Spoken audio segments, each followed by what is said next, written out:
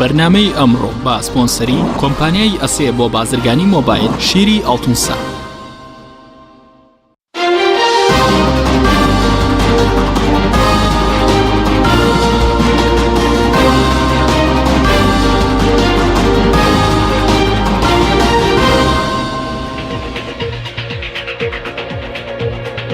بەناوی خوای گەورە سڵاوتان لەبێت بەڕێزان. پەرلەمانی کوردستان تەمەنی خۆی بۆ 2 وەرز درێژ کردەوە. بەوێ ئامادەبوونی فراکسیۆنەکانی کۆمەڵ و گۆڕان ئەمڕۆ پەرلەمانی کوردستان تەمەنی خۆی بۆ 2 وەرز درێژ کردەوە. بە میواندارێک لە بەڕێزان لە ستۆدیۆی سەرەکی دڵشاد حسێن ئەندامی پێشووی پەرلەمانی کوردستان، هەروەها لە هەولێرەوە نەجیب لەتیف ئەندامی پەرلەمانی کوردستان، دواتیش لە ڕێگەی تەلەفۆنەوە قادر ڕزگەی پەرلەمانتەری یەکێتی نیشتیمانی تاوتوی ئەم پرسە دەکەین. سەرەتا راپۆرتێک دەبین، دواتر لەگەڵ میوانەکانمان درێژە بەم پرسە دەدەین. جارێکی تر پەرلەمانی کوردستان لەسەر داوای پارتی و یەکێتی و یەکگرتو کۆبووە، بەڵام کۆبنەوەی ئەمجارە بۆ درێژکردنەوەی ماوەی کارکردنی پەرلەمان و دواخستنی هەڵبژارنەکان بوو کە هەر سێ حیزب پرۆژەیەکیان بۆ ئەو مەبەستە ئامادە کردبوو. لە کۆبنەوەکەدا بە دەنجی 60 پەرلەمانتار هەڵبژارنی پەرلەمانی کوردستان و سەرۆکایەتی هەرێمی کوردستان بۆ ماوەی 8 مانگ دواخرا و تەمەنی ئەم خولەی پەرلەمانی کوردستانیش بۆ 2 وەرزی یاسادانان درێژ کرایەوە. دوو دەورەی ئینتیخابی واتە 2 دەورەی گرێدان، 2 وەرزی گرێدان 8 مانگ. ئەوەی سەرۆکایەتی هەرێمی کوردستان مەسەلەی کترە لە جەلەساتی داهاتوو قسە و باسی لەسەر دەکرێت و سەرۆکی هەرێمی کوردستان خۆی لەسەر ئەم مەسەلەی قسەی خۆی دەوێت. ئەوەی ئەمڕۆ کردمان لەبەر ئەوەی کۆمیسیۆن ڕایگەیاند بوو کە کارەکانی ڕاگرتووە و ناتوانانی هەڵبژاردن لە 11 ئەنجام بدات. ئێمە دەبایە بەدەنگ بین و بکەوینە ناو فەراغی قانونی و تەشریعی لە کوردستان و ئەمە موسیبەتێکی گەورە بوو. ئێمە دەبایە ئەم بابەتە عیلاج بکەین لە پەرلەمانی کوردستان بەوەی کە تەمەنی پەرلەمان بۆ ماوەیەک درێژکردنەوە. لە دانیشتنەکەی پەرلەمان هیچ تەوەرێک بۆ گرژی و ئاڵۆزیەکانی کوردستان بە تایبەتی لە دەستدانی 150 خاچی کوردستان لە دەرەنجامی ڕیفراندۆم و هەڵوەشاندنەوە حکوومەتی تێدا نەبوو. ئەمە ژوای کرد 3 پەرلەمانتاری یەکێتی هاوشێوەی گۆڕان و کۆمەڵ بایکۆتی دانیشتنەکە بکەن. ڕایان گەیاند پەرلەمان بووەتە ئەنجومەنی جێبەجێکردن و یاسادانانی سەردەمی سەدام حوسێن. تاوتوێ ئەو دۆخەی کردبایە و هۆکارەکانی شکستی دیاری کردبایە و لیژنەی لێکۆڵینەوە پێکێناوە بۆ ئەوەی کە ڕوویدا و لە هەمان کاتدا بانگشتی حکوومەتمان کردبایە بۆ ئەوەی لێپرسینەوە و لێپێچینەوە بە پێ ڕێکارە یاساییەکان لەم حکوومەتە بکەین و داوامان کردبایە کە بەڕێز بارزانی کە بە ناقانونی تا ئێستاش لە پۆستەکەی داماوەتەوە دەستی لە کارکێشا بایەوە لە دوای ئەو هەموو غڕوری و بێمنەتی کە نیشانی خەڵکی کوردستان و خەڵکی ناوچەکە و خەڵکی جیهانیشیدا. ئێمە دەمانویست پەرلەمانی کوردستان کۆبووبایەوە بۆ ئەوەی کە ئەم هەڵە استراتیژیانەی کە لەلایەن قیاداتی سیاسیەوە ینی خەڵکی کوردستانیان ڕوبەڕوو کرایەوان تێکەوێنرا، ئەمە بەرنامەی کار باە. فراکسیۆنی گۆڕان لە پەرلەمانی کوردستانیش ڕای دەگەێنێت درێژکردنەوەی ئەم خولەی پەرلەمان بۆ بەرژەوەندی کەسی و حیزبیە و پێشێلکردنی مافی دەنگدەرانی کوردستانە. تۆ ئەگەر بگەڕێیتەوە بۆ ئامانجی سەرەکی یاسا بریتیە لە پاراستنی ماف، هەر کاتێ هەر یاسایەکە لە خزمەتی پاراستنی مافدا نەبوو ئەو یاسایە ئەگەر یاساش بێن نایاساییە لە دەرەوەی یاسایە. بۆیە ئەم یاسایی ئیمڕۆژ کە پەرلەمانیان پێدرێژ کردەوە و ئەوەی کە سەرۆکایەتی هەرێمی پێدرێژکراوەتەوە لەو پێشووکە خولەکانی پێشووی پەرلەمانیش پێدرێژکراوەتەوە خۆحەشاردانە لە پشت یاساوە، چونکە پێشێلکردن لە جیاتی پاراستنی ماف پێشێلکردنی مافی دەنگدەری تایە. کۆبنەوەکە کە بەبێ بەشداری هەردوو فراکسیۆنی گۆڕان و کۆمەڵی ئیسلامی کوردستان بەڕێوە چوو. لە کۆی 111 پەرلەمانتار 68یان لە کۆبنەوەکە ئامادە بوون بە 6 دەنجی بەڵێ و 8 دەنجی نەخێر پرۆژەی درێژکردنەوەی تەمەنی پەرلەمان بۆ ماوەی 8 مانگ پەسەند کرا. پێمان وایە پەرلەمانی کوردستان 3 مانگ بۆ 6 مانگ تەمدید بکرێتەوانێ، ئەوە خزمەتەکە بە دۆخی سیاسی هەرێم. هاوکات هەرچەندە فراکسیۆنی یەکگرتو یەکێک بوو لەو فراکسیۆنانەی کە پرۆژەکەی ئامادە کردبوو، بەڵام دەنجی بە پرۆژەکە نەدا. ئەمەش لە کاتێکدا بوو پێش دانیشتنەکەی پەرلەمان لە کۆنگرێکی ڕۆژنامەوانیدا سەرۆکی فراکسیۆنەکە ڕایگەیان لەگەڵ درێژکردنەوەی وادەی پەرلەمان داین. وەلی سەلیم کەناڵی ئاسمانی پەیام، هەولێر.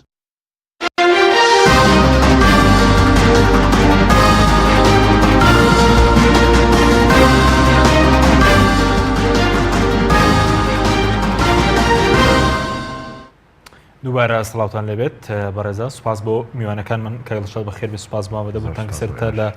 بەڕێستانەوە دەست پێ بکەین هیچ پاساوێکە بوو کامڕۆ تەمەنی پەرلەمانی کوردستان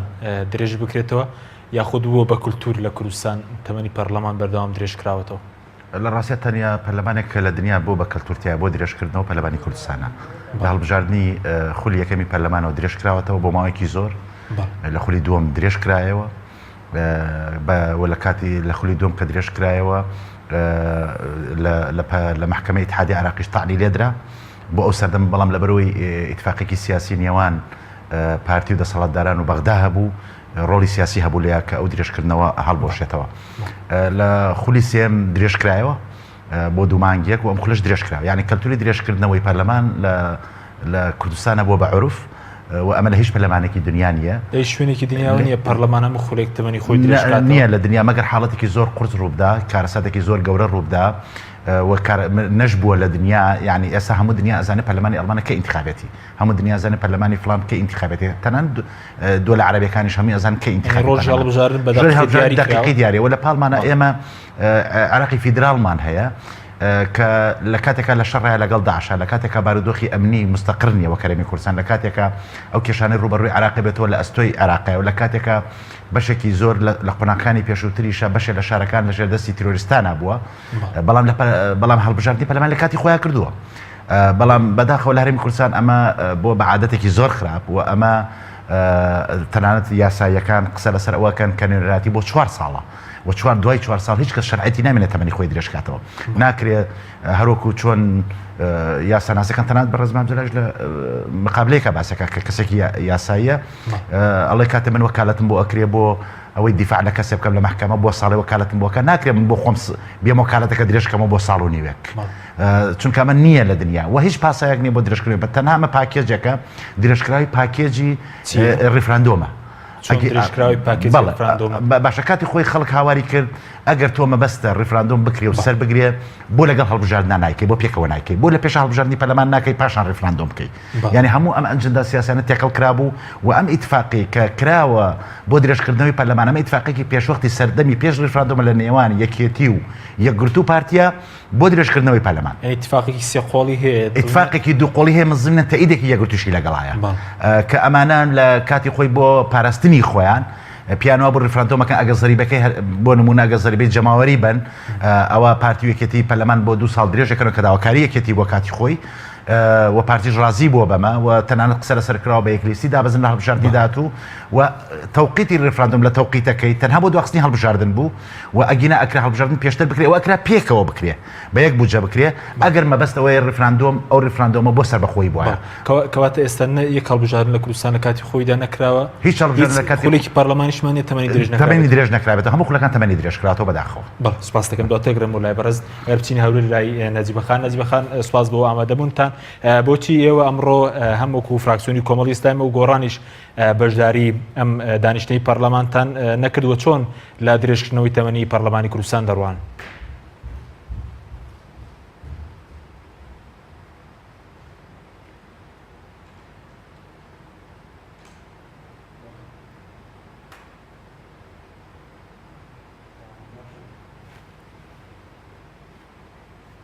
پێشتر بەرنامەی کارمان بینی بوو کە ئەم بەرنامەی کارە بەڕاستی جێگەی هەڵوێستە لەسەرکردن بوو چکە ئەم بەرنامەیە پێش ئەوەی کە ئەم ڕووداوانە ڕووبدەن ئەم بەرنامەیە دانرابوو و چەند جارێک ئەم کۆبوونەوەی پەرلەمان دواخرا ئێمە لە کۆبوونەوەی ڕابردوو ویستمان بەشداری بکەین و بەنیازی ئەوە بووین کە بچینە ناوهۆڵی پەرلەمان و قسەی جدیمان هەبێ لەسەرەوەی کە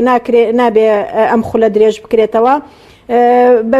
پاساویەوەی کە ئێمە ینی پاساوێک نیە بۆ درێژکردنەوەی خولەکە و ئێمە نوێنەری خەڵکین و هەڵبژێراوی ناوگەلین بۆ 4 ساڵ دەنگیان بە ئێمە داوە و ئەم 4 ساڵەوە بەرەو کۆتایی ئەڕوات و پێویستەکە کە خەڵک دەنگی هەبێ و ڕای هەبێ لە هەڵبژاردننی خولێکی نوێ بۆ ئەوی بیان کاتە نوێنەری خۆی دەوری ئێمە تەواو بوو بەڵام لە کاتێکا کە بینیمان ینی لە خولی لە کۆبوونەوەی ڕابردوویسمان بەشداری بکەین بەڵام چەند جارێک ئەم کۆبوونەوەیان دواخست لە کاتێکا کە ئەم کۆبوونەوەی دواکە و بەڕاستی ئەمڕۆ کاتێک کە بڕیاریان داوە قسەی لەسەر بکەن ینی ئەبینی کە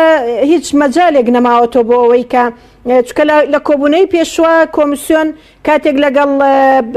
سەرۆکی فراکسیۆنەکان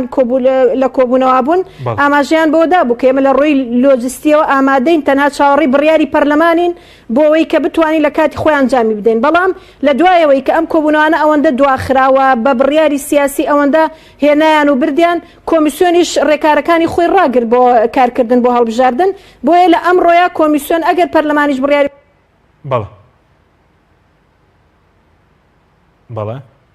بەڵێ بورە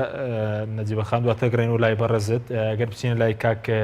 قادر ڕزگەی ئەندامی پەرلەمانی کوردستان لە فراکسیۆنی کێتیژمانی کە لە ڕێگەی هێڵی تەلەفۆنەوە لەگەڵمانە کاک قادر زۆر سوپاس بۆ بەشداریکردن لە بەرنامەکەماندا. بۆچی ئێوە ئەمڕۆ بایکۆتی دانیشتنی پەرلەمانی کوردستانتان کردووە بۆچی کێشە لە نێوان ئێوە و جێگیری سەرۆکی پەرلەمان لە ناو هۆڵی پەرلەمان دروست بوو؟ زۆر سپاس سڵاو بۆ میوانەکانتان وە سڵاو بۆ بینەرانی خۆشەویستی کەناڵی پێیان. لە ڕاستیدا هۆکاری بایکۆتەکەی ئێمە ئەوە بوو ئێمە بەڕێز جێگری سەرۆکی پەرلەمانمان وت ویسمان چەند هەڤاڵێک چەند پەرلەمانتارێک تەڕحمان ئەوە بوو کە پێویست بوو پەرلەمانی کوردستان بەر لەو کۆبوونەوەیەش لەسەر ئەو بارودۆخەنا هەموارە و ئەو شکستە سیاسی و سەربازی کە گەلەکەمان تووشی هات لە ئەنجامی لە ڕاستی کافانی سیاسی بەدار بە سەرکردەیەکی سیاسی دیاریکرا و بەدۆست خوێندنەوە بۆ معادلاتی سیاسی لە ناوخۆی هەرێم و عێراق و لە ئاستی هەرێمی لە ئاستی نێودەوڵەتی بەبێ ڕەخساندنی زەمینە و کۆدەنگی نیشتیمانی بۆ پرۆسەیەکی نیشتیمانی کە پرۆسەیەکی گرنگ بوو. ئێمە تەرحی ئێمە ئەوە بوو کە پێویست بوو پەرلەمانی کوردستان بەر لەم کۆبوونەوەی کە بکات چونکە بابەت لەمە مەترسیدارتر و گرنگتر چییە وەختێک کە سەرکردەیەکی سیاسی لە ئەنجامی غڕوری سیاسی و هەڵبژاردننی بێمنەتی لە بەرامبەر گەلەکەی و تەنانەت هەموو زلهێزانی دنیا و لەگەڵ بەشێکی کە لە دەستەبژێری سیاسی کە بەبێ پاڵپشتی قانونی میلەتی ئێمەیان وڵاتی ئێمەیان خستە ناو ئەو بارودۆخە و خسیانە ناو ئەو شکستە گەورەیە کە ئەم شکستە گەورەیە ینی لە ڕاستیدا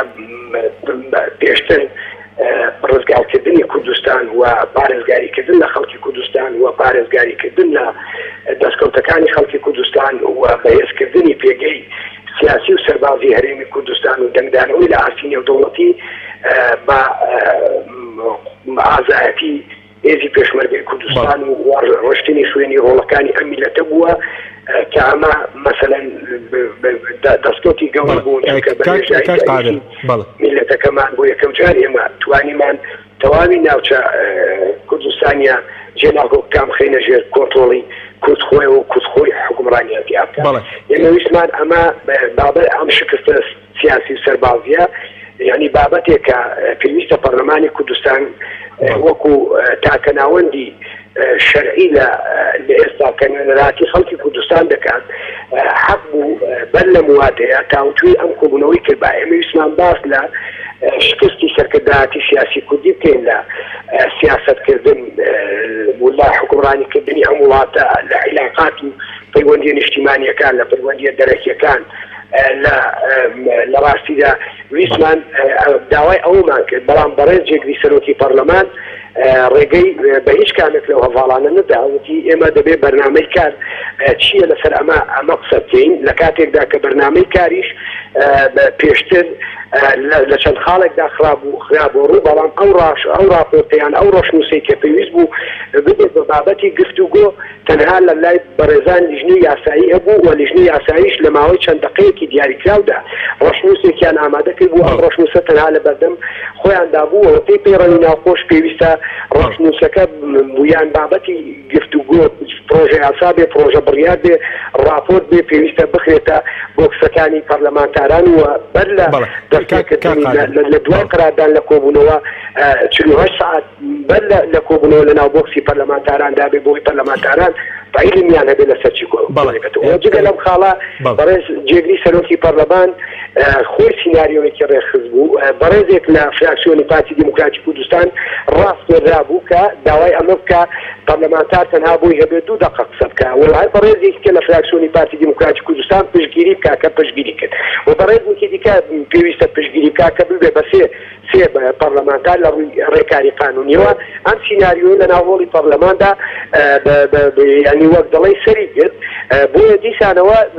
کاتیشیان بۆ قسەکردنی پەرلەمانتاران تعدید کرد لە کاتێکدا ئێمە بینیمان لە کۆی پەرلەمانتارانی ئامادە بوو تەنها چەند بەڕێزێک دەستیان بەرز کردبەوە بۆی کە قسەیان نەبێت هەموو ئەمانە وای کرد کە ئێمە لەگەڵ بەڕێز جێگری سەرۆکی پەرلەمان بکەوینە مناقەشەوە و پێی بڵێن حەقی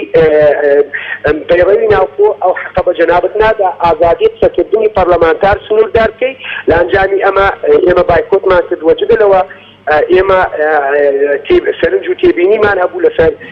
تەمدید لەسەر ئەوەی کە کێ بە ئەرکی خۆی هەڵنەستاوە لەسەر ئەو کەسەی کە پێویست بوو زەمینە سازی بکا بۆ بەڕێوەچوونی هەڵبژاردن لە وادەی دیاریکراوی خۆیدا و لەسەر دۆڕاندنی مصداقیەتی قانونی و سیاسی لەلایەن کۆمیسیۆنی سەربەخۆی هەڵبژاردنەکانەوە ئێمە کۆمەڵێک سەرنج و تێبینیمان هەبوو ئەوەی کە ئێمە بینیمان پەرلەمان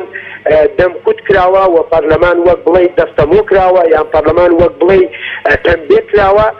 ئێمە بەداخەوە ئەمڕۆ کۆبوونەوەکانی پێشتریش بینیمان پەرلەمانێکە کە خەریکە دەچێتە ئەو قاڵبەی کە ببێت بە دەستگایەکی تەشریعی کارتۆنی تەنها فرمان لە دەرەوە وەرگێ و ممارەسەی دەسەڵاتە قانونیەکانی خۆی نەکات. بەڵێ زۆر بە کورتی سەبات بۆچی ئێوە دژی درێژکردنەوەی تەمەنی پەرلەمانی کوردستان بوون؟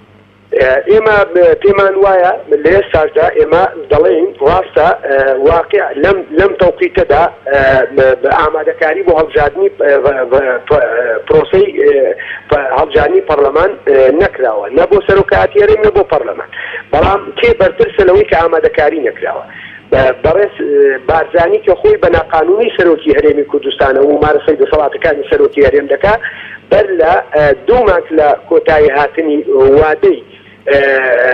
خولی چوارەمی پەرلەمانی کوردستان فرمانێکی دەرکرد دواتر کۆمیسیۆنی ڕاستپارت ئەمە تەنها بۆ لابردنی بەرپرسیارەتی دەرکردنی فرمان لە ئاستۆڵخۆی بەڵام لە ژێرەوە خۆی و حیزبەکەی کۆمیسیۆنی ڕاستپارت کار نەکەن بۆ بەڕێوەچوونی پرۆسەکە واتە تەنها لە پێناو چاواشەکردنی خەڵک لە پێناو ئەوەی کە خەڵک بڵێ ئەم باوەڕی بە دەستاوردەستکردنی دەسەڵاتەیە ئەم باوەڕی بە چەسپاندنی بنەماکانی دیموکراسیەیە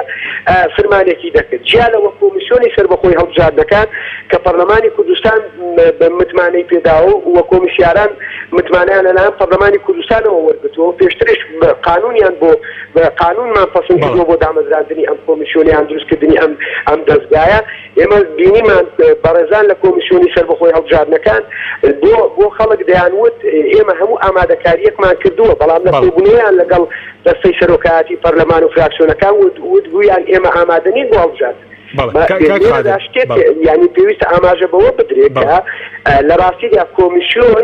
کۆمیسیۆن نەک هەر تۆماری ئامادەکاری نەکردووە بۆ ئەم پرۆسەیە نەکرد تۆماری دەنگدەرانی پاک نەکردوتەوە نەیتوانیوە هیچ تۆمارێکی دروستکە ئێمە بینیمان کۆمیسیۆن پرۆسەیەکی ئەنجامدا بەناوی پرۆسەی ڕیفراندۆم کە ئەم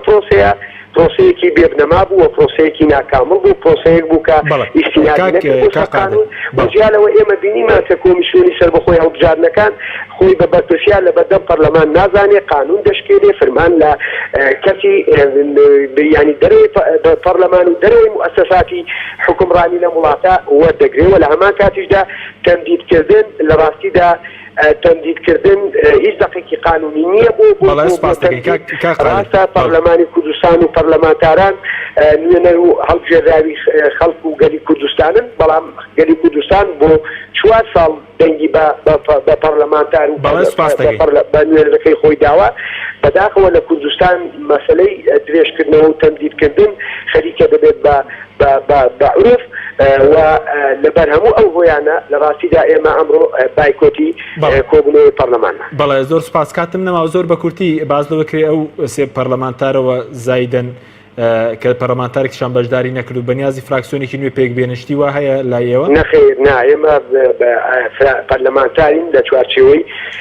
پەرلەمانتارین نوێنەری گەرین و نوێنەری یەکێتی نیشتیمانی کوردستانیشین پەرلەمانتاری یەکێتی نیشتیمانی کوردستانی و ئێمە بە هیچ شێوەیەک هەنگاوی لەو شێوەیە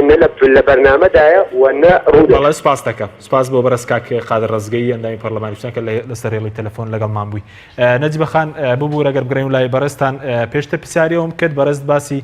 کۆمیسیۆنیش کرد کە لەگەڵەوە باسی لەوە کردووە ئامادەی هەڵبژاردن ئەنجام بدات. دەمەوێت سەبارەت بە خوێندنەوەی ئێوە بۆچی ئێوە بەشداری ئەم دانیشتتان نەکردووە بۆچی ئێوە دژی درێژکردنەوەی تەمەنی پەرلەمانی کوردستان؟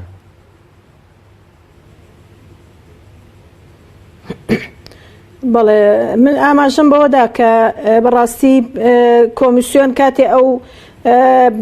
ئاماژەی بەوە داوە کە من ناتوانم لە ئێستاوە ڕێکارەکانی وەستانەوە بەڕای ئێمە دەبوایە پەرلەمانی کوردستان یەکێک لە بڕگەکانی لە بەرنامەی کارە بێت بەڕاستی لێ پێچینەوە لە کۆمیسیۆن بکە ینی کۆمیسیۆن ماوەی 3 ساڵە دەست بەکار بۆ و یاسای بۆ دەرچۆ لە پەرلەمانی کوردستان و ممارەسەی ئەرکەکانی خۆیانەکەن و لە لای کۆمیسیۆنیش ئاشکرایە و لای هەموو خەڵکی هەرێمی کوردستانی ئاشکرایە کە مانگی 11 ئەم خولە کۆتایی پێدێ بۆیە دەبوایە ینی پێش ئەوەی کە ڕابسپێری ئەوان ئامادەکاریان بۆ بکرات چکامەش بەڵێ بەڵێ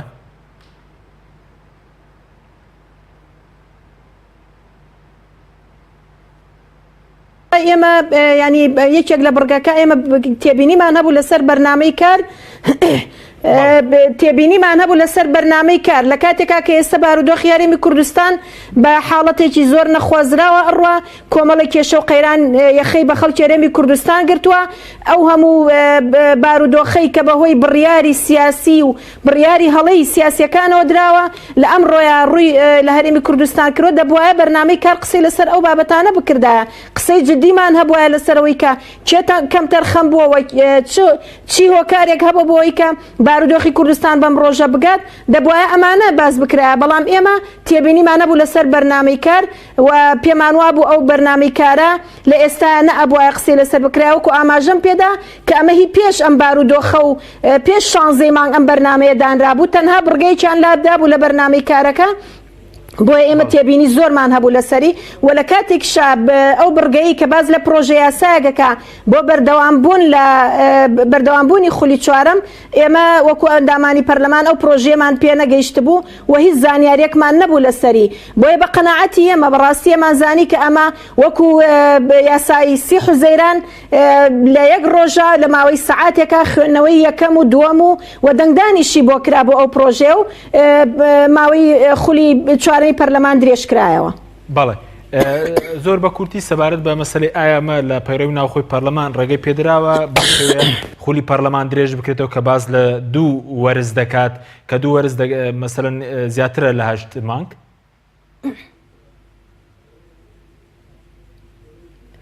نەخێر بە هیچ شێوەیەک لە پەیڕەوی ناوخۆی کوردستان و نە لە یاسای هەڵبژارنی ساڵی 1992 ئاماژە بە درێژکردنەوەی خولی پەرلەمان نەکراوە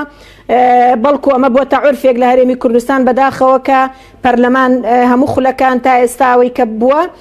تەمەنی خۆی درێژ کردوێتەوە و ئەوەش بەڕاستی جێگەی هەڵوێستە لە سەرکردنەوە جێگەی تێڕامانە کە ئەوان بۆچی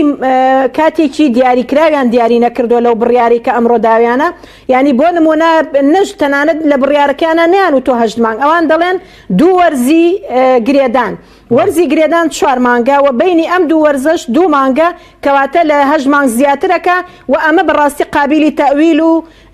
تەفسیری جیاوازە و لەوانەیە لە دوای ئەو 2 وەرزش تەویلی تری بۆ بکرێ ئایا ئەم 2 وەرزە لەکەیەوە دەست پێکایە لە 6 11 دەست پێکە کە کۆتایی ئەم خولەیە یاخود لەم خولی پاییزەی ئێستاوە دەست پێکرۆ یا ئەم خولەکە ئێستا لە ناوەڕاستی خولەکان ئایا بۆ خولێکی تر کاری لەسەرەکەن ئەمانە هەمووی جێگەی هەڵوێستە لەسەرکردنەوە جێگەی ئەوەیە کە بەڕاستی تەویل و تەفسیری جیاواز هەڵگرێ و بە قەناعەتی من ئەم درێژکردنەوەیە بۆ 8 مانگ نییە بەڵکو ئەڕات بۆ ساڵێکیش بەپێی ئەو بڕیاری کە داوێنەوە بەپێی ئەو دەستەواژانەی کە بەکاریان هێناوە. بەڵێ سوپاس دەکەم کاتشان ناوبڕێکمانەی دوای ناوبڕەکە دەگرم و لای بەڕێز بەڵێ بینێرانی بەڕێز ناوبڕێکی کورت و دەگەڕێنەوە لاتان لەگەڵ مامێنەوە. بەرنامەی ئەمڕۆ با سپۆنسەری کۆمپانیای ئەسێ بۆ بازرگانی مۆبایل شیری ئەڵتونسا.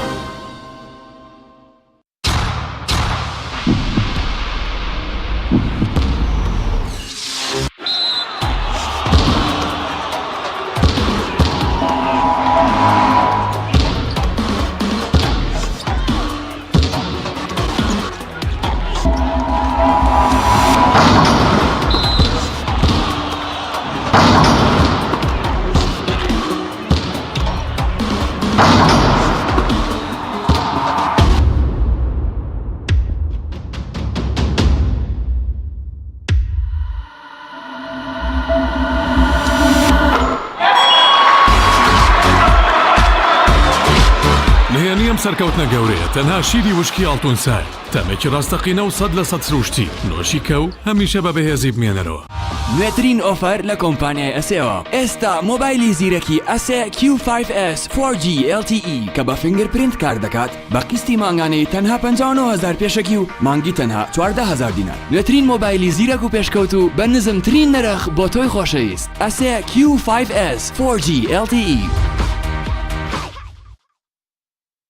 سنتەری گوڵهنگ بۆ جادەرمانی سروشتی بۆ لە شولارێکی ڕێک و تەندروست هەڵدەستێت بە دابینکردنی کۆمەڵێت چای جادەرمان لەوانە چاینانە بە سوودە بۆڕی خۆڵە و گەدە و نەهێشتنی غازات مێشک و سووری خوێن چالاک دەکات لە دڵتێک هەڵچوون دەتپارێزێت بە تایبەت بۆ ئافرەتانی دووجان چای زەنجەفیل و لیمۆ هەنجوین بەرگری لەش بەهێز دەکات و بە سوودە بۆ هەڵامان شەشی لەشکەم دەکات و لاشت پاک دەکاتەوە لە مادەی ژەهراوی بە سوودە بە ئەوکردنی قورگ و فرێدانی بەڵغەم چای سەوزی جینگۆ کۆلسترۆل دادەبەزێنێ بە سوودە بۆ دابەزانی پەستانی خوێن و ڕێگرە لە زەهایمان چای جیسینگ بە چای دژە پیری ناسراوە توانای سێکسیت بەهێز دەکات و چالاک بەشی جگەر و دڵ و مێشک و گورچی لەیە چای گوڵە حاجیلە دژی هەوکردن و گرژبوونی ماسوولکەیە تادا دەبەزێنێت و ئازار کەم دەکاتەوە هەروەها بە سوودە بۆ ئازاری سووری مانگانە.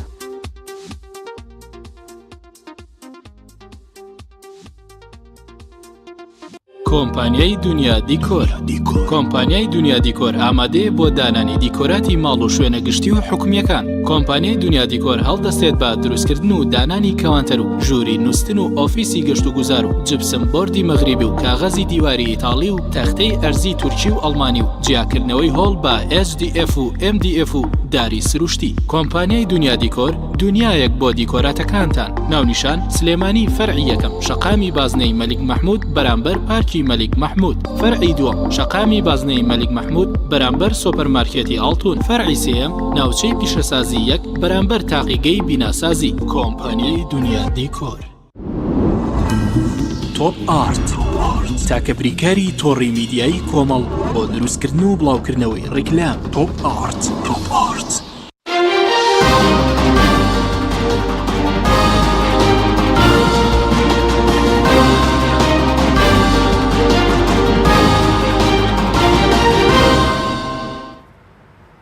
دووبارە سڵاوتان لێبێت بەڕێزان کەل شای بگەرم و لای بەڕێز سەبارەت بم درێژکردنەوەی کە بۆ 2 وەرز تەمەنی پەرلەمانیان درێژ کردێتەوە هیچ پاساوێک بۆ درێژکردنەوە هیچ پاساوێک هەڵدەگری یاخود ئامانجی خۆیان ئەوانەی کە ئەم ئیتفاقیان کرد و ئامانجیان چیە لەم درێژکردنەوەیە؟ لە ڕاستیا بە ئیتفاقیەکە ڕەبتی بە ئەو ڕیفراندۆم شکست خواردەوە بوو کە کردیان ئەوەی بەداخەوە جێگەی داخە پەرلەمان کە دەستگایەکی تەشریعی و بڕیاردانی چارنووسی هەرێمی کوردستانە ئەم بەناو کاراکردنەوە زۆر بە ئیفلیجی کاراکرێەوە بە کارتۆنی کران پەرلەمانە و ئەم پەرلەمانە تەنها بۆ ئەجندایە کراوە پێشێلی یاسا و پەیڕەوی تیاکرێ بە ئارەزوی خۆیان یعنی تەنانەت ئەمڕۆ درێژکردنەوەکە لە ڕوو شکلیەوە زۆر پێشێلی پەیڕەوی تێکراوە بۆ نمونە کە تۆ پرۆژە بڕیاری یا پرۆژە یاسایەکەکەی لە ڕاستی ئەبێ پێشە پە پرۆژە تەوجیه لیژنەی قانونی بکرێت لە لیژنەی قانونی مدەی چەند ڕۆژێکی لەبەردەستایە پاشە نەبێت راپۆرتی لە حازرکە بیهێنێتەوە لە ڕاستی ئەم دوو جۆرە لە درێژکردنەوە ئێستا و سی حوزەیرانیش بە هەمان ئالێت لە ڕووی پەیڕۆ پێشلکراوە درێژکرد لە ڕووی شکلی قانونیەوە شکلێتی قانونیەوە ئەشکالەتی زۆر گەورەی هەیە و پێشلکردنی پەیڕەوە لە ڕووی مەزمونیشەوە مادەی هەشتی پەیڕە و لە یاسای هەڵبژاردنیشە هاتووە مادەشتی پەیڕە دەڵێت چی دەڵێ پەرلەمانی کوردستان بۆ 4 ساڵە بۆ 4 ساڵە لە یەکەم دانیشتنەوە دەست پێکە لە کۆتا دانیشتنی کۆتاییدەوە لە یاسای هەڵبژاردنیش هەماشتە قسە هەیە لەسەر ئەوەی ئەگەر پەرلەمان لە کاتی خۆی نێتوانی کۆبێت و نساب تاوە نەبوو بۆ تەشکیلی حکومەت هەڵوەشێتەوە و هەڵبژاردنی تر بکرێت هەموو ئەمانە کراون لە یاسای هەڵبژاردنە قسەی لەسەر کراوە بەڵام شتی قسەی لەسەر نەکەوە کە ناوی درێژکردنەوە بێ وەم درێژکردنەوە بدعایەکە پەرلەمانی کوردستان داهێناوە و ئەم بدعا کەلتوری شەڕی ناوخۆی هێناومانە لە دوای 1996ەوە کە درێژکرا بۆ 2005 و لەوانە درێژکردنەوانە بۆ بەمە و ئەمە چەکێکە بەدەستەوە کە بۆ ئەوەی ینی من ئێستا سێرم لێدە ینی شەرمی سیاسی کردووە بکات تۆ لە ئێستا لە قۆناغێکای کە شکستت هێناوە لە حکومڕانی شکستت هێناوە لە ڕێفراندۆم شکستت هێنا لە سا 50 ناوچە جەنەبەکانی لە دەستدا ئێستا ئەوەندە بێشەرمی سیاسی دێت وەک وایە نەبات دیبێ نەباران ئەم پەرلەمانەدا ئەنێ وەکو کارتۆن دەنگەدا بۆ ئەوەی 8 مانگ دوور عمری خۆی درێژ کات و نازانی بۆ چەلیکە لە کاتێکە ئەبواە ئێستا لە پەرلەمان زەجە بواە زەجە بواە لەسەر لەپرسینەوە لە حکوومەت لەوانەی بڕیاریانداوە لەم ڕێفراندۆمە محاسبەکردنی حکوومەت دەستە کارکێشانەوەی حکوومەت متمانە لێسەنەوە لە حکوومەت ئەبواە ئێستا گرفتی پەرلەمان ئەمە بواە ئێستا لەم چەند ڕۆژەی ماوێتی و هەڵبژاردن لە کاتی خۆیدا کاتێ بڕیای لەسەردرا لە ڕاستیە دەسەڵاتی تەنفیزی هیچ ئامادەکاریەکی نەکرد بۆ کۆمیسیۆن بۆی هەڵبژاردن کە چونکە نیەتەکە تەنها قەرارێک بوو دای ئەگەرانە بودجێ بۆ دابین نەخێر بۆ ڕێفراندۆم لە ماوەی 1 ڕۆژە 6 میلیۆن دۆلاریان هەر بەدەستی بردبوو بۆ کۆمیسیۆن لە سەرۆکاتی یارمە بۆی ڕێفراندۆمی پێ بکەن بەڵام بۆ ڕەبژاردننی پەرلەمانی کوردستان و سەرۆکاتی هەرێم لە نزیکە 45 ملیاران ئەگەر داوا کردبێ 1 ملیاریان بۆ بردوون هیچ ئامادەکاریەکی مادیان بۆ نەکردەوە بۆی هەڵبژاردن بکرێ لەبەر ئەوان هەنیەتیان نەبوو هەڵبژاردن بکرێت تەنها ئەو بۆ مەسئولیەتێک ئەم درێژکردنەوەی کە بەرەز و اتفاقێکی سێلانەی لەسەر بووە بۆ چییە؟ بۆ درێژکردنی تەمەنی حکومڕانی ئەوانە بۆ تەجاوزکردنی ئەم ئەزمەیە بۆ ئەوەی لەبەر چاو خەڵک لە ڕاستیە مەکیاجی خۆیان بکەنەوە وێزانی کە لەگەڵەوەدا بوون ترسیان لە هەڵبژاردن هەیە لە دەنگی خەڵک لە کاتی ڕفراندۆمیش یعنی هەماگە یان مەسە کاتی خۆی خۆدای پرسیارە جەوهەرەکەوە بۆچی ڕفراندۆم لەگەڵ هەڵبژاردن نەکرا بۆ پەلەتا بوو لە فلان مەوعیدا بیکەن ئەگەرمە بڕیارێکی شخصی و میزاجی نەبێ کە هەرێمی کوردستانی بەم ئاقارە بردووە چییە؟ یعنی تو ئەکرا زەمن لە بەردەستە هەڵبژاردن لە کاتی خۆی لە باتی ئەو بودجە و ئەو تاقە سەرفکرا بۆ هەڵبژاردنێکی پاک و بێگەرت بکرایە و ئەو هەڵبژاردنە دەسەڵاتە بدرێتە پەرلەمان لە هەر کاتێکە بمانەوەیە سەربەخۆی ڕابگەین چ ئالەتێکی ژیان و چارەنووس ئەمانەوە لەگەڵ عراقا بژین لە پەرلەمان و دەنگی لەسەر بدرایە خۆ ئەکرێ جۆرها ئالەت هەیە بۆ دەنگ بەس ڕێفراندۆ نمایش بوو نمایشێکی شخصی حزبی بوو بۆ پۆرتەپۆشکردنی کۆمەڵە شکستی حکومڕانی لە حکومڕانی و هەتا ئێستا کە یەک لە دوای یەک شەڕی ناوخۆی بەدای خۆیان هێناوە هەرێمی کردۆ بە 2 زۆن وتا ئێستا ئاسواری زۆنەکان بە فعلی ماوە ئەشمێنێ وە قسەکردنی ئەم دوایش دەری خست کێزی پێشمەرگەمان یەک نییە هیچ مؤسساتێکی دەوڵەت دروست نەکراوە هیچ مؤسسەیەکی ئابووری دەوڵەت دروست نەکراوە سەربەخۆی ئابووری هەرێمی کوردستان فرۆشتنینەوە بوو بە کێشە بۆ هەرێمی کوردستان بوو بە بەڵا بۆ هەرێمی کوردستان نەکەوە ژیانی هەرێمی کوردستان خۆشکە کەواتە بە هەرچی معیارێکی خراپتری ینی بە بەستترین معیارم حکوومەتێکی فاشلە شکستی هێناوە ئەگەر شەرمی سیاسی و ئەخلاقی سیاسی بیان گرتنایە هاتنە بەردە پەرلەمان ئێستا دەستیانە کارە کێشاوە داوای نەکرد حکوومەتێکی انتقالی دروست بکرێ بۆ تێپەڕاندنی قۆناغا سوپاس دەکەم دۆتەگرم و لای بەڕست نەجی بەخانە گەر بگەڕێمەوە لای بەڕستان سەبارەت بەوەی کە ئێوە وەکو هەم کۆمەڵ هەم گۆڕان لە بەردەم چیدان لە پەرلەمان ئایا بەشداری دانیشتەکانی داهاتوو دەکەن ئایا بۆ مەسەلەن دەست لە کار ناکێشنەوە لە پەرلەماگە دەست لە کارکێشانەوە چارەسەر بێت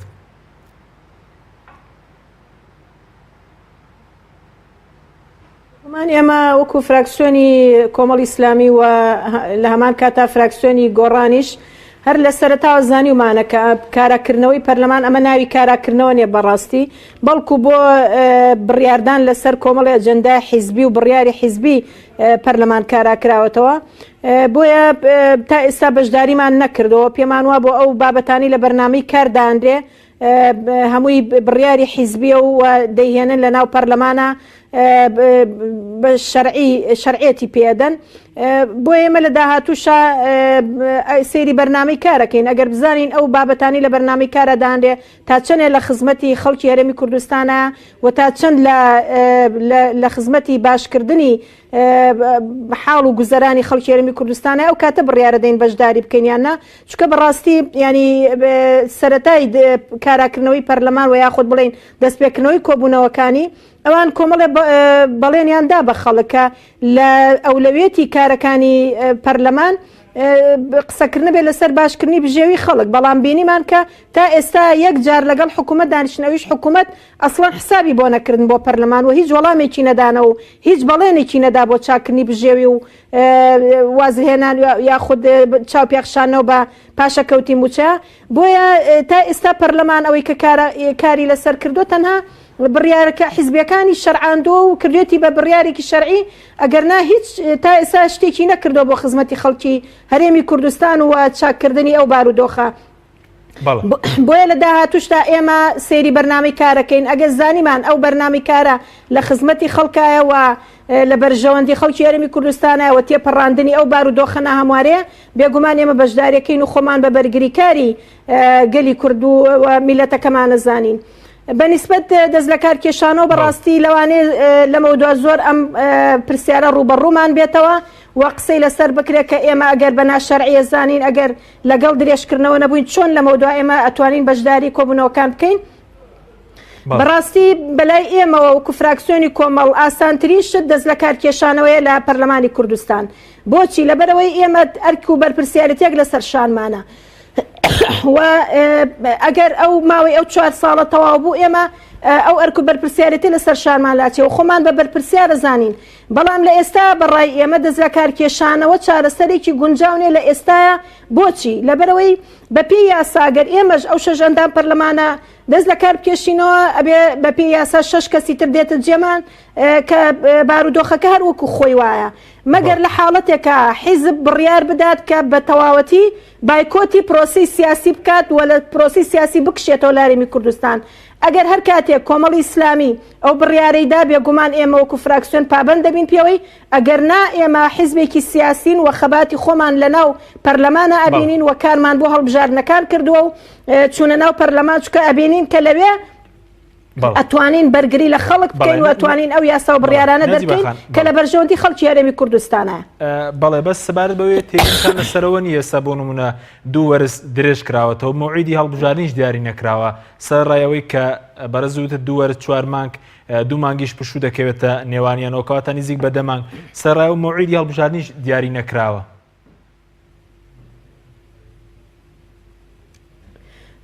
بێگومان ئەوە کێشەیەکە بەڕاستی ئەگەر ئێمە لە داهاتووە بەشداری بکەین دەبێ ئەوە یەکلایی بکرێتەوە ینی ئەوە زۆر جێی گومانە کە ئاماژەی پێ نەکرا ینی دەبووە ئەمڕۆ ڕۆژی هەڵبژارنەکە دیاری بکرایە بۆ نمونە 8 مانگی ترە دوای 2 وەرزی تر چەند مانگی چەندەکە مانگی 6 مانگی 7 ئەبووە ڕۆژەکە دیاری بکراوە ئێمە ژەزانین کە عێراق بەو هەموو کێشە و بەو کە ڕوبەڕووی شەڕ بۆتەوە ڕوبەڕووی قەیرانی دارایی بۆتەوە بڕیاری داوە لە 12/5 هەڵبژاردننی ئەنجومەنی نوێنەرانی عێراق بکرێ ئێمە بڕیاریان بدا ئەم هەڵبژاردنەش لەگەڵ ئەو هەڵبژاردنە و ئەنجومەنی پارێزگاکان بە یەکەوە لە یەک ڕۆژا بکرا ئەگەر نیەتیان هەڵبژاردنە بەڵام بەڕاستی ئەمە هەمووی جێگەی گومانەوە جێگەیەوەیە کە پێمان وانە بتوانن لە دوای ئەو 2 وەرزەش هەڵبژاردن بکەن یعنی ئەگەر لەو ڕۆژە بڕیاریان بدا ئەوە هەم مەسرفێکی کەمتر و هەم خەڵکیش لە ڕووی دەرونیەوە بەڕاستی خەڵکی ئەمە زۆر ماندووە ینی لەکوێ ینی ئەوەی هەیە کە جارێکی تر لە دوای 2 مانگی تر یاخود لە دوای 40 ڕۆژی تر بچێتەوە دیسان بۆ هەڵبژاردنێکی تر لەبەرەوە ئەمان هەمووی جێگەی گومانە ئەگەر ئێمە لە داهاتوە بەشداریمان کرد ئەبێ قسەی جدیمانە بێ لەسەرەوە دوای ئەو 2 وەرزەکەیە و ڕۆژی هەڵبژاردن دیاری بکرێ بۆەوەی لەوە زیاتر درێژە نەکێشێ. سپاس دەکەم کاکتشاگە بگەرم لای بەرز پێشتر بەرەزوتە ئیتفاقیەک هەبووە بەڵام ئێستا ئێمە دەبین بۆچ تەناخواستی پارتی جێبەجێکرێ پارتی داوای 8 مانگی کرد مثلەن یەکگرتووی ئیسلامی سەرۆکی فراکسیۆنەکان پێش کۆبوونەوەی پەرلەمان 3 بۆ 6 مانگ کە یەکێتی نیشتمانی داوای 2 ساڵی دەکرد. بەڵێ خۆی لە ڕاستە یەکگرتووی ئیسلامی تاییدی کردوون یعنی بە بڕای چووکە کارەکردنەوەی پەرلەمان دەرکەوت کە یەکگرتووی ئیسلامی لە کارەکردنەوەکە لەگەڵیان نەبوون تەنانەت بۆ ڕیفراندۆمەکەش لەگەڵیان نەبوون و ئەندامی کۆمیتەی باڵای ڕیفراندۆم بوون یعنی لەناو پرۆسەکە بوون لەگەڵ پارتی یەکێتیان و یەکێتی کاتی خۆی کە ئەم لە دوای ئەم دۆخە پەیوەندەکانی نێوان یەکێتی و پارتی ڕەنگە ڕۆڵی هەبێت لەوەی کە بۆ بە 8 مانگ و ڕەنگە لەوەی تێکچوونی پەیوەندەکانی یەکێتی و پارتی ڕەنگە بەشێکی بۆ نازیاتر درێژ دەکرێت خۆی لە ڕاستە بە پێی زانیاری پێشتر کە لە ڕێگەندەکان بڵاوکرایەوە یەکێتی داواکاری هەبوو تا 2 ساڵ درێژ بکرێتەوە بۆ یەکێتی پشتی لێ بکاتەوە خەمی دەنگدەرانی نەبگوێ بە دەنگدەرانی نەدا لەگەڵ پارتی بۆ کێوە ڕابڕەوە لە ڕاستی ئەم ڕووداوانە مەسارەکەی گۆڕی و ئەمە وا بوو کە چونکە ئەمان هەر یەکێتی و پارتی بەنیاز نەبوون هەڵبژاردن بکەن و هەڵبژاردن نەکەن و بە بەردەوام خوان لە دەسەڵاتی تەشریعی تەنیا شتێک کە بەدەستیانە نەبوو ئەوش سەرۆکی پەرلەمان بۆ دەسەڵاتی تەشریعی بوو ئێستا بەهۆی ئەوەی جێگر و سکرتێر لە خۆیان دایانناوە سەرۆکی پەرلەمانیش لەوێ بێ ئەبێ بە سەرۆکی پەرلەمانێک بۆ جێبەجێکردنی ئەجەندەکانی ئەوان کاریگەری نابێت چونکە سەرۆکی پەرلەمان تەنها ئیدارەی جەلسە ئەدا و ئیدارەی جەلسەدان لە ڕاستیات بەرنامەی کار بە تەنیا سەرۆکی پەرلەمان ناتوانێت دابێنێت بە لەگەڵ سکرتێر دەبێت لەگەڵ جێگر پێشتر کە بەڕێز سکرتێر لە کۆمەڵی ڕۆستامی بوو و سەرۆک لە گۆڕان بوو ئەجندای بەرنامەی کار زۆر بە ئاسانی ئەکرا بەو شێوەیە بێ کە ئەیانەوێ و بۆ شێوە نەبێ کە پارتیوەکێتی ئەیانەوێ وار بۆیە ئەو کودەتایش کە بەسەر پەرلەمانەکرا تەنها بۆ خستنەوە ژێردەسی دەسەڵاتی تەشریعی پەرلەمان بۆ ژێردەسی خوان و بیکەن بە دەسەڵاتێکی کارتۆنی وەک ئەوەی ئێستا وەک کارتۆنی وایە ئەوەی کارتۆنەکەی لەوایە کە ئەم دەسەڵاتە هەستەکەی تعبیر لە ڕای خەڵک و کێشەکانی هەرێمی کوردستان ناکە ئەم پەرلەمانە تەنها بۆ شەرعێتدانە بەوانەی کە پارتیوەکێتی ئەیانەوێ بۆ پەرتە پۆشکردنی شکست و کێشە و ئەوانەی کە ڕوبەڕوویانە بێتەوە. باشە ئێستا کۆمەڵ و گۆڕان لە بەردەم چیدان بۆنم لە مامەڵکردن لەگەڵ ئەم دۆخی ئێستەیە کۆمەڵ و گۆڕان دوو بژاردەیان لە بەردەستە بژاردەیەکان یا لەسەر بایکۆت بەردەوام ببنە ئۆپۆزیسیۆن لە حکومەت بکشێنەوە و ئەم ماوەیە ببن بە ئۆپۆزیسیۆنێکی کارە بۆ ئەوەی ئەم پەرلەمانە بڵین ئەم دەسەڵاتی هەرێمە بەڕێگای ئۆپۆزیسیۆنی کاری لەسەر بکەن و لە دەرەوە کاری لەسەر بکەن ئەمە بابەتێکیانە بابەتی دووهەمی ئەوش ئەوەی شکات لە محکەمەی اتحادی بکەن بۆ هەڵوەشانەیەم درێژکردنەوە چۆن شکات لە محکەمەی لە ڕاستی ئەتوانن شکات لە محکەمەی اتحادی بکەن بە پێی مادە و بە پێی یاسا کە بڵێن درێژکردنەوەی پەرلەمان خۆی درێژ کردوەوە بە پێی یاسا محکەمەی اتحادی ئێستا جیاوازترە لە محکەمەی اتحادی سەردەمێک کە پارتی و مالکی و حکوومەت دەستیان لە ناودەسیەک بوو ئەو کاتە ڕۆڵی سیاسی هەبوو بەسەر محکەمەی اتحادیە و ئەو ڕۆڵانە دەوری هەبوو کە یاساکان بە عقارێک دەچێت بە قازانجی ئەوان بەڵام ئێستا محکەمەی اتحادی ئەتوانێت شکاتی لێ بکرێەوە ئەم درێژکردنەوە هەڵوەشێتەوە کە هەڵوەشایەوە ئەو کاتە پەرلەمان نەمێنێ ئەو کاتە جێگەی چیجی ئەگرێتەوە لیژنەیەکی ئینتیقالی حکوومەتێکی ئینتیقالی دەستێکی ئینتیقالی جێگەی ئەگرێتەوە بۆ ئەمەدەکردن بۆ هەڵبژاردن لە زووترین کاتدا ئەمە ڕێگەیەکیانە کە پەنا بۆ مەبەرن ڕێگەی دووەمیان پەنا بۆیە بایکۆتی دانیشتەکانی پەرلەمان بکەن و تعلیق بکەن و ئەگەر بێت بەم ئەمری واقع ڕازی بن بەم ئەمری واقعی هەشت مانگە ڕازی بن ئەبێ تعلیق بکەن و بن بە ئۆپۆزیسیۆن و تعلیقی دانیشتەکانی پەرلەمان بکەن و ئەوەشی کە ئەڵێ لە پەرلەمان ئیستیقالەکەم خەڵک خەنەج ئەکرێتەوە لە پەرلەمان خەڵکیش نەچێت جێگەی یعنی ئەوش ڕێگایەکە و بڵێ ئەم پەرلەمانە شەرعیتی نەماوە لە مدەکەی خۆی بەڵام لە هەموو بژاردەکانە کام بژاردەی بۆ ئایندەی دیموکراسی بۆ هەرێمی کوردستان باشترە ئەتوان ئەوە هەڵبژان لە بیرشن نەچێ ئەمە ئەم درێژکردنەوەیە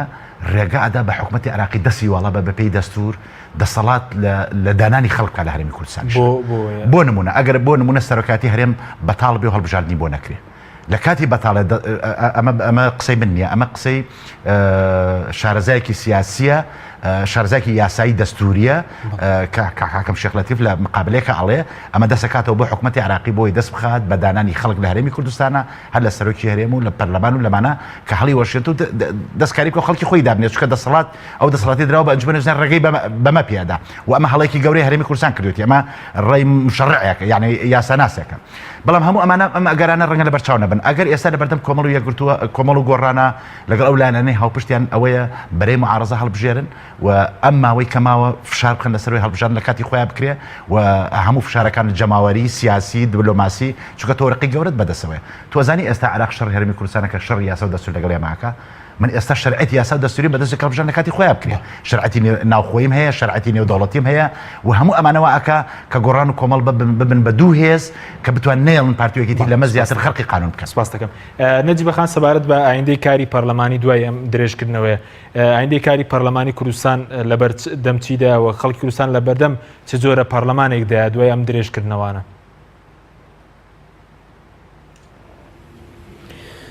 وڵی بەداخەوە ینی سەرباری ئەو هەموو شکستەی کە حکومڕانی و دەسەڵاتداران لە هەرێمی کوردستانە ڕوبەڕووی بوونەتەوە و لە هیچ یەکێک لە هەنگاوەکانی حکومڕانی و دەسەڵاتدارێتیدا ئەوان نەیانتوانی سەرکەوتن بەدەستبێنن بار و دۆخی میلەتیان بە ڕۆژێک گەیاندۆکە لە ئێستاە خەڵک زۆر بێزار و زۆر ینی وای لاتۆ لە هەموو حیزبەکان بێزار و بێتاقەتن بۆیە سەرڕای ئەو هەموو شکستە ئەمە بارودۆخی پەرلەمانیشی هاتە سەر کە پێشتر ئەگەر کێشەیەک هەبووایە هاوڵاتیان و خەڵک و ڕێکخراوەکانی کۆمەڵی مەدەنی ڕویان لە پەرلەمانە کرد بۆ چارەسەرکردنی کێشەکان بەڵام بە قەنەعەتی من ینی پەرلەمان لە دوای ئەمەوە ئەو دەسەڵاتەشی نامێنێەوە ئەو هەیبەتەشی نامێنێ کە بۆ چارەسەری کێشەکان خەڵک ڕووی تێبکە ئەمەش هاتە سەر شکستێکی تری حکومڕانی کە بە قەنەعەتی من ئەمە هەم لەسەر ئاستی ناوخۆی و هەم لەسەر ئاستی دەرەوەش ئەمە شکستێکی ترە بۆ هەرێمی کوردستان و ئەمە زۆر لە سەرمانەکەوێ و ئەو بارودۆخی کە بەسەر هەرێمی کوردستان هاتۆ بەڕاستی دام و دەستگاکان هیچی لە شوێنی خۆی نەماوە هەمووی ڕوو لە ترازانە ڕوە یعنی تەنها پەرلەمان هەبوو کە شەرعەتی هەبووە دەیتوانی هەنگاوێک بنێ بەڵام ئەوە پەرلەمانیش بەو بارودۆخەکەی بۆیە بەڕای من ینی ئەمە پێویستەکە کە لایەنە سیاسەکان زۆر بەجددی بە تایبەتی ئەو لایەنانی کە لەگەڵ ئەم درێژکردنەوەیانین و لەو ڕێکەوتن و لەو مؤامرەیانین هەنگاوی جددی بنێن بۆ ئەوەی کە لەسەر ئاستی چ ناوخۆبێەوە چ دەرەوە و لە تەنانەت ئەگەر بۆ سەردانیکردنی وڵاتان بێ و لەگەڵ قسە گفتوگۆکردن لەگەڵ بەغدا بێ هەنگاوێکی جددی و عملی بنێن بۆی کە ئەو بارودۆخە سیاسیە شڵەژاوە ناهەموارە ڕوو لە ئاسایی بوونەوە بچێ ئەگەر بە ڕێژەیەکیش بێ تا ئەگەینە هەڵبژاردننی داهاتوو. زۆر سپاس بۆ بەڕست نەجیبە لەتیڤە ناوی پەرلەمانی کوردستان کە لە هەولێرەوە لەگەڵمان بووی هەروەها دڵشاد حسێن ناوی پێشووی پەرلەمانی کوردستان کە لە ستۆری سەرەکی لەگەڵمان بووی هەروەها بەڕست قادر ڕزگەی ئەندامی پەرلەمانی کوردستان کە لە ڕێگەی هێڵی تەلەفۆنەوە لەگەڵمان بووی. سپاس بە بینیرانی بەڕست سپاس بۆ هاوکارانم خواتان لەگەڵ.